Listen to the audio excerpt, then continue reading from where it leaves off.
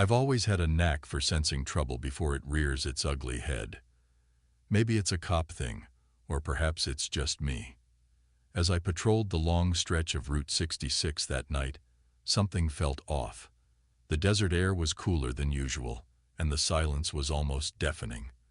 My name is Jack Sullivan, a highway patrol officer, and little did I know, I was about to embark on a case that would challenge everything I believed in.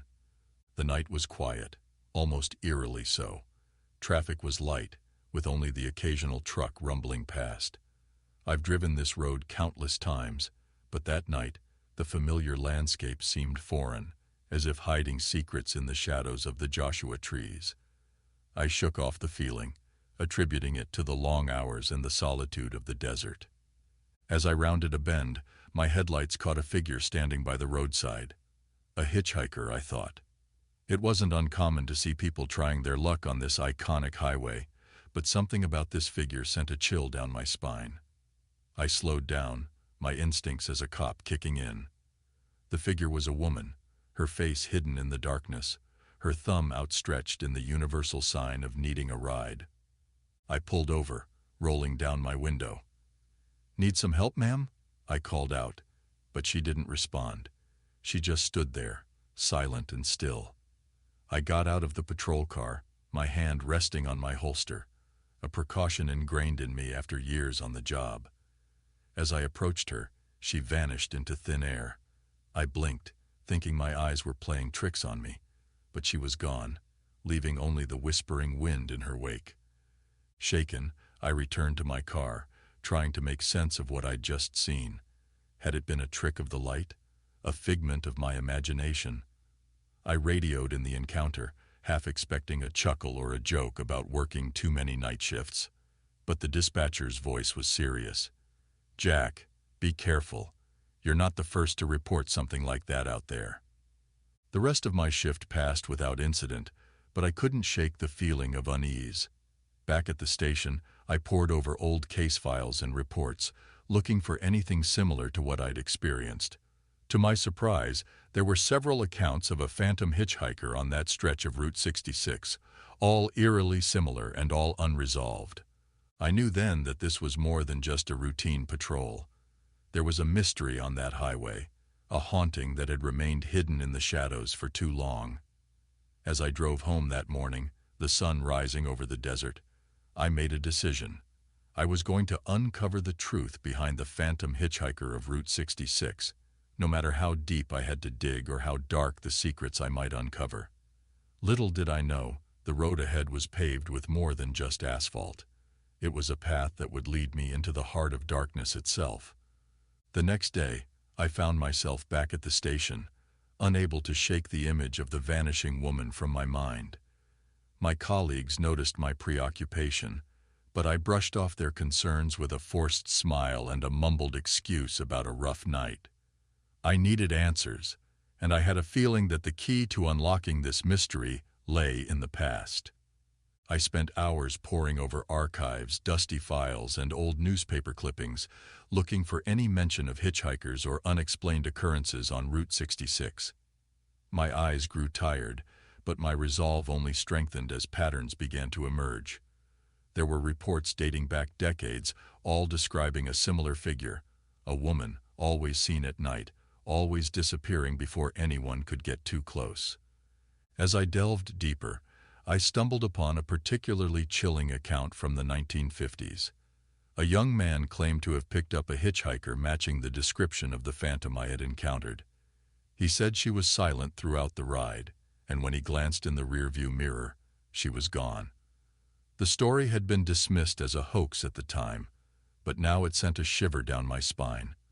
The connection to my own experience was uncanny, and I couldn't help but feel a personal connection to this spectral figure. It reminded me of a case early in my career, one that had haunted me for years. A young woman had been hitchhiking along this very stretch of road and had gone missing. Despite our best efforts, we never found her, and the case remained unsolved. The guilt of that failure weighed heavily on me, and now it seemed as though the past was reaching out, demanding attention. Determined to find some closure, I decided to visit the spot where I had seen the phantom hitchhiker. As I drove, the landscape seemed to change, the familiar scenery now tinged with a sense of foreboding. When I reached the spot, I parked my car and stepped out, the silence of the desert enveloping me. I stood there for what felt like hours, half expecting the woman to appear again.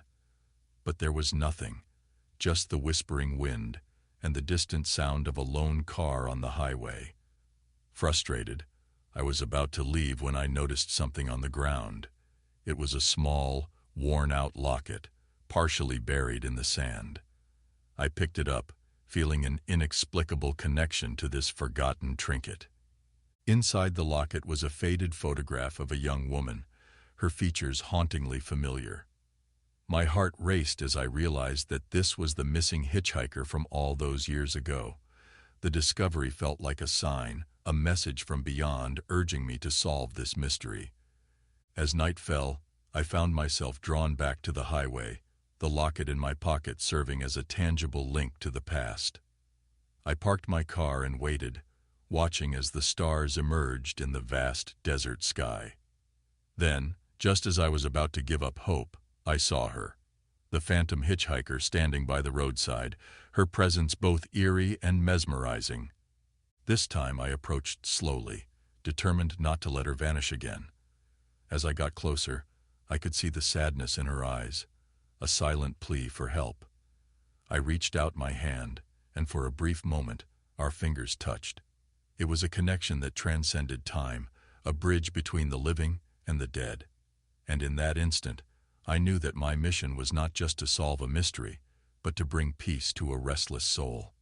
The brief encounter with the phantom hitchhiker left me with more questions than answers. The touch of her hand was cold, yet it burned with an intensity that lingered long after she vanished again into the night. It was a silent acknowledgement, a plea from beyond the grave for justice, for peace. I couldn't shake the feeling that she was trying to communicate with me, to lead me towards the truth hidden in the shadows of Route 66. The next morning, fueled by a newfound determination, I returned to the archives. With the locket as my guide, I dove deeper into the history of the area, searching for any connection to the woman and the numerous sightings reported over the years. It wasn't long before I came across a series of articles from the late 1940s detailing a tragic accident on a lonely stretch of the highway. A young woman, a hitchhiker, had been struck and killed one fateful night. Her name was Elizabeth, and as I stared at her photo in the newspaper, I recognized her as the woman I had encountered. The pieces of the puzzle were slowly coming together, but the full picture was still elusive. I decided to reach out to a local historian, an expert on the folklore and myths surrounding Route 66. Perhaps he could shed some light on the connection between the accident and the subsequent hauntings. Our meeting was enlightening, revealing tales of sorrow and unrequited longing that seemed to permeate the very essence of the highway. As night descended, I found myself drawn back to the scene of the accident, compelled by a force I couldn't explain. The air was thick with anticipation, and as I waited, the silhouette of Elizabeth appeared once more. This time, she seemed more tangible, as if the veil between our worlds was thinning. She pointed towards the horizon, where the remnants of an old, forgotten road diverged from the main highway. With a mixture of apprehension and resolve, I followed the direction she had indicated, walking along the desolate path until I stumbled upon the wreckage of an old car, half buried in the sand. It was as if time had stood still, preserving the scene of the accident that had claimed Elizabeth's life. Among the debris, I found personal items that must have belonged to her: a diary, a silver comb, and a faded photograph of a young man. The diary was a window into Elizabeth's soul, filled with dreams, fears, and a love story cut tragically short. She spoke of a young soldier, the man in the photograph, who had promised to return to her from the war. But fate had other plans, and she was taken from this world before they could reunite. The entries were filled with longing and a profound sense of loss, emotions that transcended the pages and resonated with my own heartache. Armed with this knowledge, I knew what I had to do. Elizabeth's spirit was anchored to this world by her unresolved grief and the tragic circumstances of her death. To help her find peace, I needed to complete her journey, to deliver her final messages of love and longing to the descendants of her lost soldier. The quest took me to a nearby town, where, after days of searching, I finally located the soldier's family.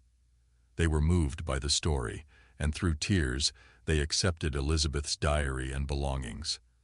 In that moment, I felt a shift in the air, a lightening of the heavy burden that had hung over Route 66.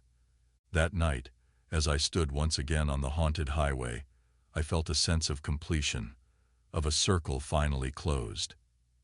Elizabeth appeared to me one last time, her silhouette glowing with a soft, ethereal light.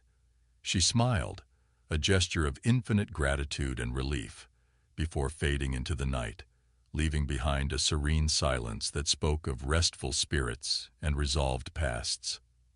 As I drove home, the first light of dawn painted the sky in hues of gold and pink, a new day free from the shadows of yesteryear. The mystery of Route 66's phantom hitchhiker had been unraveled, but the journey had left its mark on me, changing me in ways I had never imagined. Understood. Let's realign the story with the original outline. Here's Chapter 4, focusing on the realization of the time loop, Jack's first attempt to break it, and his deeper investigation into the mystery. The resolution of Elizabeth's story brought a sense of closure, but the hauntings on Route 66 were far from over. As I patrolled the highway in the following nights, the encounters with the phantom hitchhiker continued, each time with a different face, a different story. It was as if the road itself was a magnet for lost souls, each with their own unresolved tragedies. One night, as I responded to a call about a stranded motorist, I experienced a chilling sense of déjà vu. The scene before me was identical to one I had witnessed just a week prior, down to the smallest detail.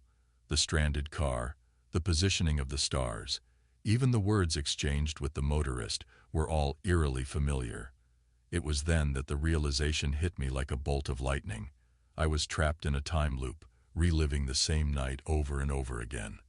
Determined to break free from this temporal prison, I began experimenting, altering my actions each time the loop reset.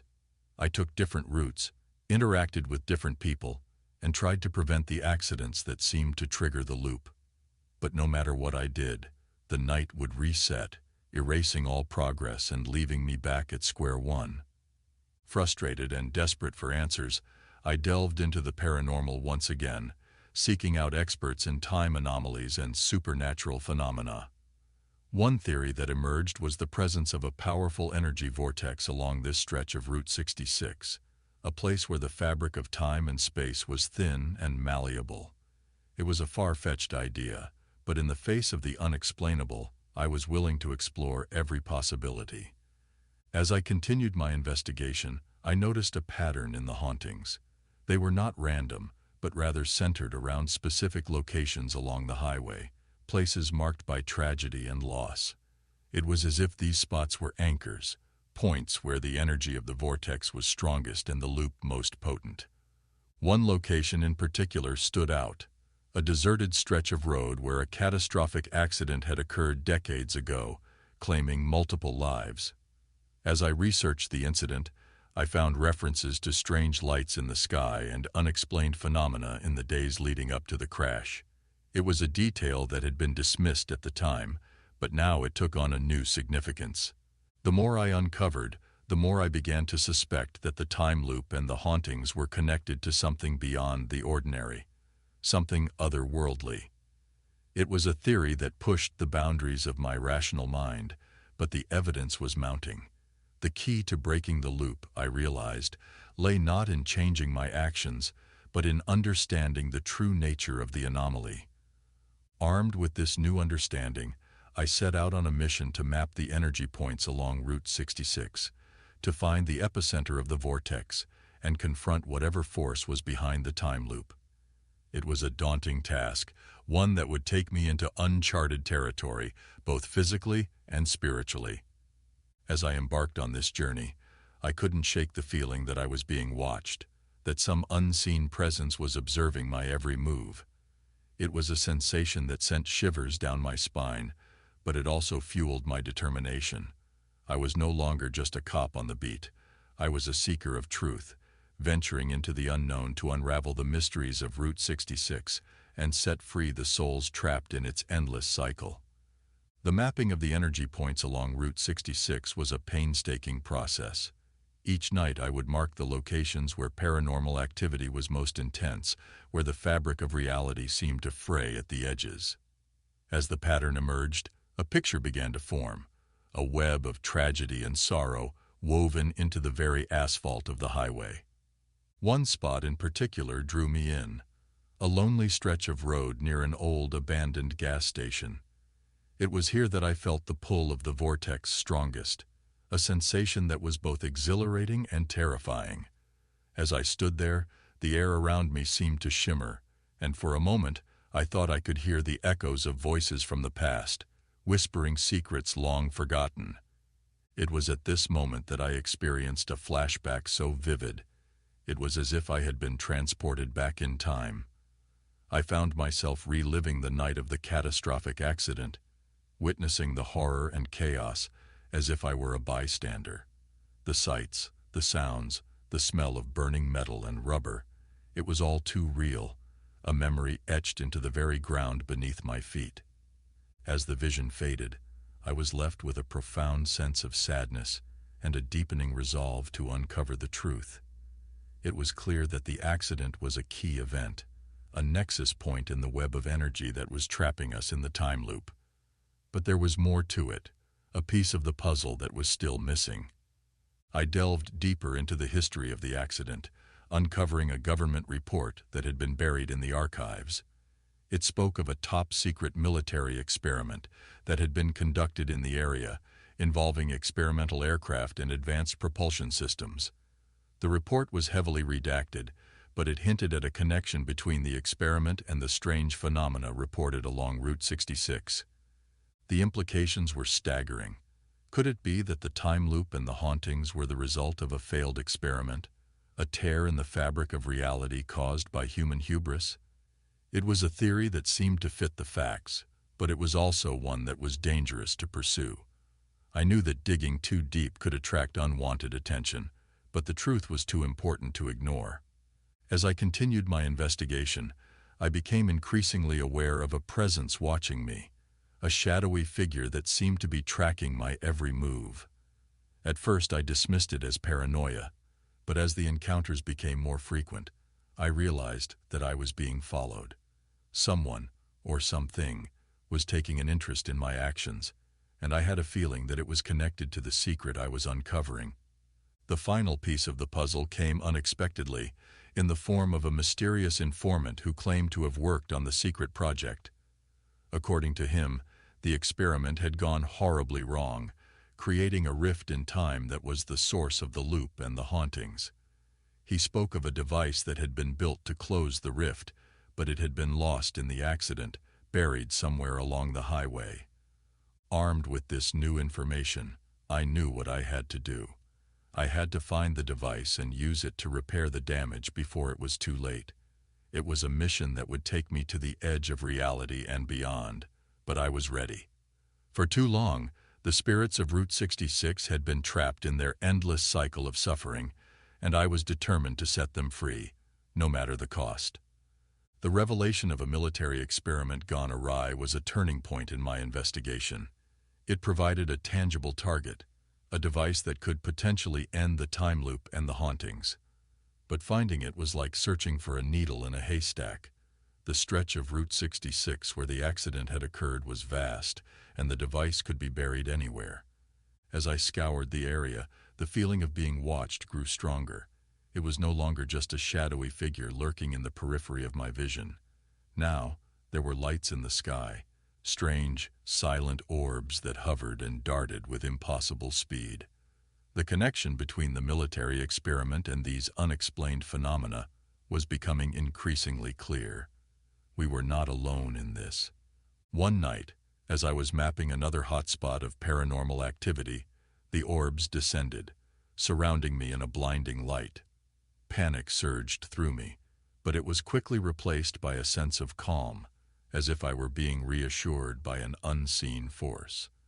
When the light faded, I found myself standing before a being not of this world. It was tall, with translucent skin that shimmered in the moonlight, and eyes that seemed to peer into the very depths of my soul. The alien communicated not with words, but with thoughts and images that flooded my mind. It showed me the experiment, a reckless attempt to harness the energy of the vortex, and the catastrophic consequences that followed. The device I was searching for was indeed the key, but it was not meant to close the rift. It was designed to stabilize it, to create a bridge between our world and theirs. The thought of such a bridge was terrifying, but the alien's presence was oddly comforting. It was here to help, to guide me in repairing the damage before it was too late. The device was hidden in plain sight, disguised as a piece of the wreckage from the accident. I had walked past it a dozen times, never realizing its significance. With this new understanding, I returned to the site of the accident, searching with renewed purpose. And there, half buried in the sand, I found it, a metallic cylinder, adorned with symbols that were neither human nor alien, but something in between. It hummed with energy, vibrating with the potential to either save or doom us all. The alien had been clear in its warning. The device was not to be activated lightly. It required a precise alignment of the energy points along Route 66, a harmonization of the vortex's power. It was a task that seemed impossible, but I was not alone. The spirits that haunted the highway, the lost souls trapped in the loop, they were the key. Each one was a beacon, a marker in the intricate pattern that needed to be completed. As I worked to align the points, the hauntings intensified, as if the spirits sensed the approaching end of their torment. They appeared more frequently, their messages more urgent. It was a race against time, with the fabric of reality itself hanging in the balance. Finally, on a night when the stars aligned just right, I activated the device. A surge of energy rippled through the highway, bending light and distorting the air. The ground shook, and for a moment I thought I had failed, that I had unleashed something far worse than the loop. But then, as quickly as it had started, the turmoil ceased. The night was silent, the sky clear, the hauntings had stopped, and the loop was broken. As I stood there, breathing in the cool desert air, I knew that my life would never be the same. I had touched the unknown, walked the thin line between worlds, and come back changed. The alien had disappeared, but its presence lingered, a reminder of the vast, mysterious universe that lay beyond our understanding. Route 66 was just a small part of a much larger story, and I was just one player in an infinite cosmic drama. With the time loop broken and the hauntings ceased, I thought the worst was behind me. But I was wrong. The activation of the device had consequences far beyond what I had anticipated. The energy surge had not only attracted the attention of the alien beings, but also of other, more malevolent forces lurking in the shadows of our world. Reports of strange occurrences along Route 66 began to flood in. People spoke of seeing bizarre creatures, of being followed by menacing figures that vanished into thin air, of an oppressive sense of dread that hung over the highway. It was clear that the device had opened a doorway, and not everything that came through was friendly. I knew I had to act quickly to close the doorway before it was too late, but the device was gone, taken by the alien being as a precaution against its misuse. I was back to square one, with no way to reverse what I had done. Desperation led me to seek out the mysterious informant who had first told me about the experiment. He was my only hope of finding another way to close the rift. The informant was reluctant to help, fearing the consequences of revealing too much. But he could see the urgency in my eyes, the weight of the responsibility I carried. He spoke in hushed tones of a second device, a failsafe created by the military in case the experiment went awry. It was hidden in a secret bunker, its location known only to a few. Armed with this new information, I set out to find the bunker, a journey that took me deep into the heart of the desert. The landscape was unforgiving, a stark reminder of the isolation and danger that surrounded me. But I pressed on, driven by a sense of duty that outweighed my fear. The bunker was well hidden, buried beneath layers of sand and secrecy. Inside, I found the second device, a complex machine that hummed with dormant power. It was designed to emit a frequency that would close the rift, sealing the doorway between worlds. But activating it would not be easy. The machine required a specific code, a sequence of numbers that was the key to its operation. The code was locked in the mind of the informant, a safeguard against the device falling into the wrong hands. I had no choice but to trust him, to believe that he was on the side of humanity. He whispered the code to me, a string of digits that held the fate of the world in their balance. With the code entered, I activated the device. A low hum filled the bunker, growing louder as the machine powered up. The ground shook, and a brilliant light filled the room, blinding me. I could feel the energy building, a force so powerful it threatened to tear the bunker apart. And then, as suddenly as it had begun, it was over. The machine powered down, its hum fading into silence. I stepped outside, expecting to see chaos, but was met with a calm night. The stars shone brightly, undisturbed by the events that had transpired below. The battle for Route 66 was over, the doorway closed. But the cost was high. The landscape was scarred, a reminder of the dangers that lay hidden in our pursuit of knowledge. I returned to my duties as a highway patrol officer, but I was changed.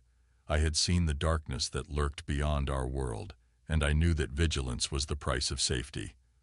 The highway was quiet now, but I would always be watching, always ready to defend our world from the shadows that lay beyond. The aftermath of the battle for Route 66 was a time of reflection for me. The once haunted highway was now just a normal road, with travelers unaware of the supernatural war that had raged there. I returned to my duties as a highway patrol officer, but the world seemed different now, as if a veil had been lifted from my eyes. I often found myself driving along the stretch of road where it all began, where I first encountered the phantom hitchhiker. It was a place of memories, both good and bad, a reminder of the journey I had undertaken. The silence of the desert, once oppressive, now brought a sense of peace. It was as if the land itself had been cleansed, healed by the closing of the rift. The encounter with the alien being had left a lasting impression on me. It was a reminder that we are not alone in the universe, that there are forces beyond our understanding at play. I couldn't help but wonder if our paths would cross again, if there were other rifts out there waiting to be discovered. The mysterious informant, the man who had set me on this path, had disappeared. I never learned his true identity or his motives, but I owed him a debt of gratitude. He had provided the key to saving Route 66, and perhaps the world. I hoped that wherever he was at peace. The device that had closed the rift was now in the hands of the military, locked away in some secret facility. I knew that it was for the best, that such power should not be left unguarded. But I couldn't shake the feeling that it was a Pandora's box, a temptation that could lead to further disaster if not handled with care. The events that had transpired had changed me in ways I was still coming to terms with. I had faced my fears, confronted the unknown, and emerged victorious. But the victory was not just mine. It belonged to all the souls who had been trapped in the time loop, to the spirits that had haunted Route 66. I had set them free, and in doing so, I had found a new purpose. I became a guardian of sorts, watching over the highway and the desert that surrounded it. I was no longer just a cop, but a keeper of secrets, a defender against the darkness. The experiences had left me with a sense of responsibility, a duty to protect the world from the unseen threats that lurked in the shadows. As I patrolled the highway, I couldn't help but feel a sense of pride. Route 66 was more than just a road. It was a symbol of the journey we all take, a path that leads us through the darkness and into the light. I had walked that path, faced the abyss, and returned to tell the tale. And so, as the sun set on another day, I drove on, ever vigilant, ever watchful. The desert stretched out before me, vast and mysterious, a reminder of the infinite possibilities that lay beyond the horizon. The highway was quiet, but I knew that the silence was a gift, a hard-won peace that I would guard with my life.